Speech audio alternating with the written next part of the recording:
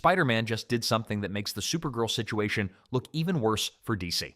While Supergirl continues to struggle with audience interest, Spider-Man Brand New Day has reportedly exploded at the box office, reaching numbers that completely changed the conversation around superhero movies.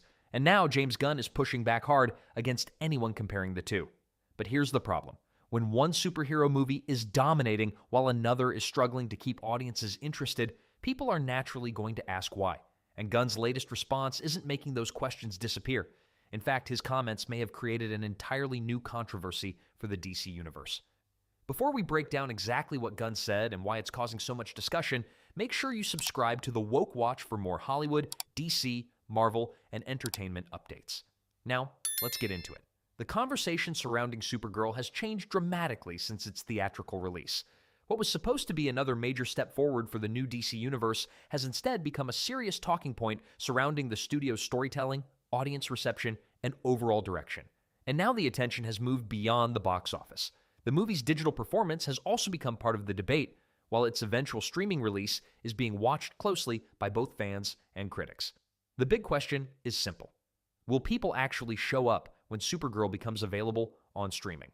Because if the movie struggled to convince audiences to buy a theater ticket or pay for it digitally, there is a legitimate argument that many viewers may simply wait for the streaming release, and even then, some may not finish it. A viewer doesn't have to commit to an entire movie anymore. They can start watching, give it 20 minutes, 30 minutes, maybe 40 minutes, and decide whether they actually care enough to continue. And that's where the criticism surrounding Supergirl becomes especially important. Some viewers have described the movie as slow, flat, and lacking momentum.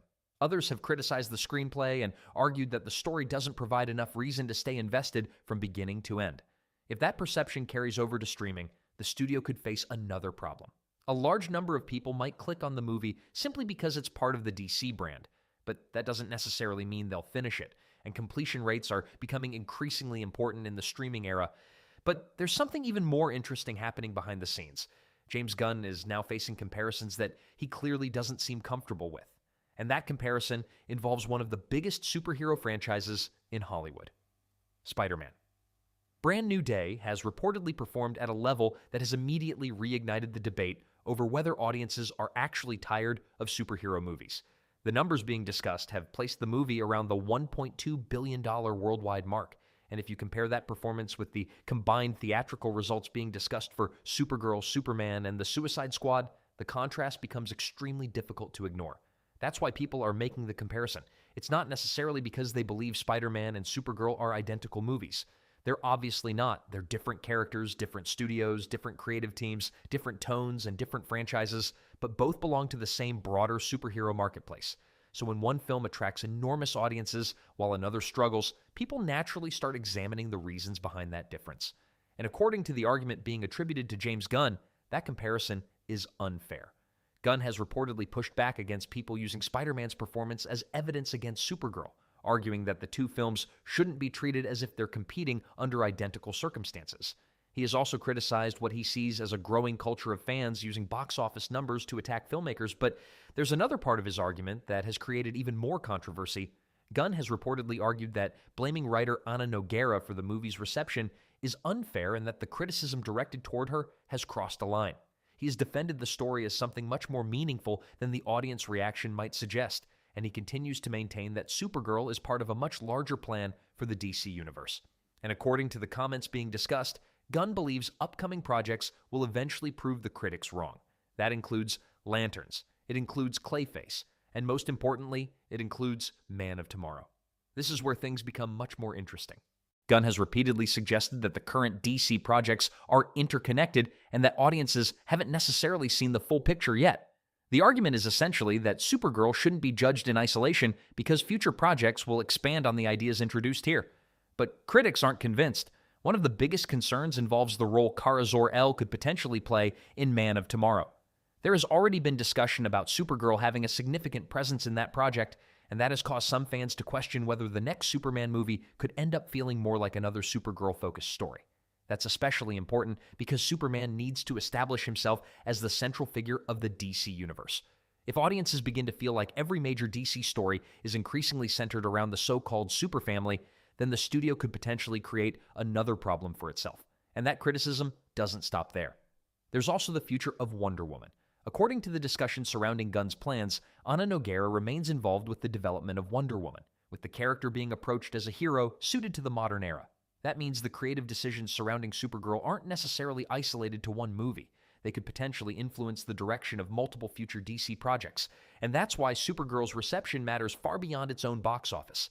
One of the most controversial parts of Gunn's reported comments revolves around the idea that superhero audiences still favor male-led stories over female-led ones. The argument is that Spider-Man naturally has an advantage because Spider-Man is an enormously established male superhero with decades of popularity behind him. And Gunn has reportedly suggested that this difference contributes to why Spider-Man succeeded while Supergirl struggled. But that explanation has been heavily criticized, because if the problem were simply that audiences prefer male superheroes, then the success of female-led superhero projects throughout Hollywood would be much harder to explain. The bigger question is whether audiences are rejecting female superheroes or whether they're rejecting movies they don't find entertaining. Those are two completely different things, and this is where the entire superhero fatigue debate comes back into the conversation. For years now, Hollywood has been asking whether audiences are finally tired of superhero movies. But there's another interpretation that makes far more sense. Maybe audiences aren't tired of superheroes. Maybe they're tired of bad superhero movies. Think about some of the most successful superhero films in history. The Dark Knight trilogy, Sam Raimi's Spider-Man trilogy, and the superhero movies that make audiences forget they're sitting in a theater for 2 or 3 hours. Those movies don't require audiences to be convinced to care. They create characters people want to follow. They build stories people want to experience. And most importantly, they entertain. That's the fundamental issue. Audiences aren't walking into a theater demanding that every superhero movie be identical to something from 20 years ago. They simply want a good story. They want strong characters. They want consequences. They want action when the story calls for it. And they want to feel like the filmmakers actually respect their time.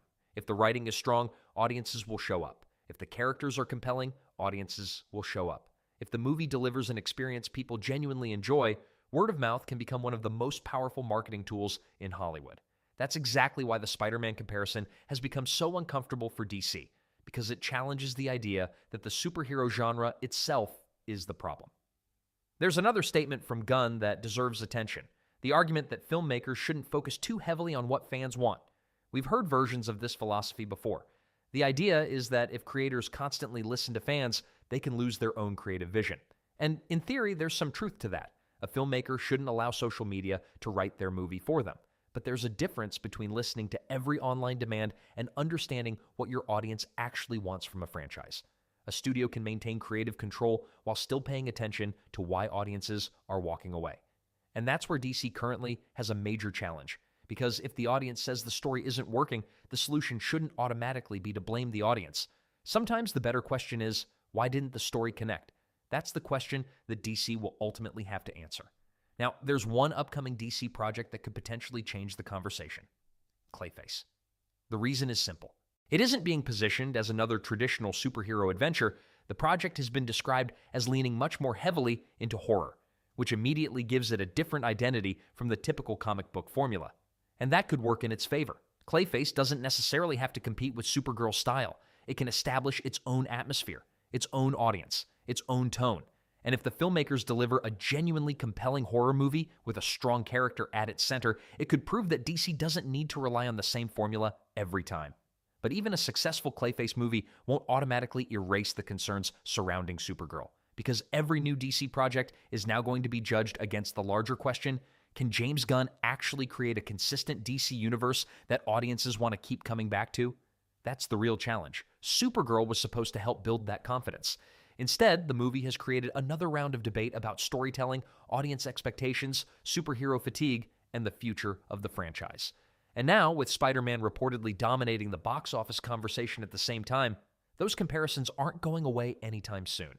So what do you think? Is the superhero genre actually suffering from fatigue? Or are audiences simply becoming more selective about which superhero movies deserve their money and their time? And do you think James Gunn is right to dismiss the comparisons between Spider-Man and Supergirl? Or is the comparison completely fair? Let me know what you think in the comments. If you enjoyed the video, make sure to hit that like button, subscribe to the Woke Watch, and turn on notifications for more Hollywood and DC updates. I'll see you in the next one.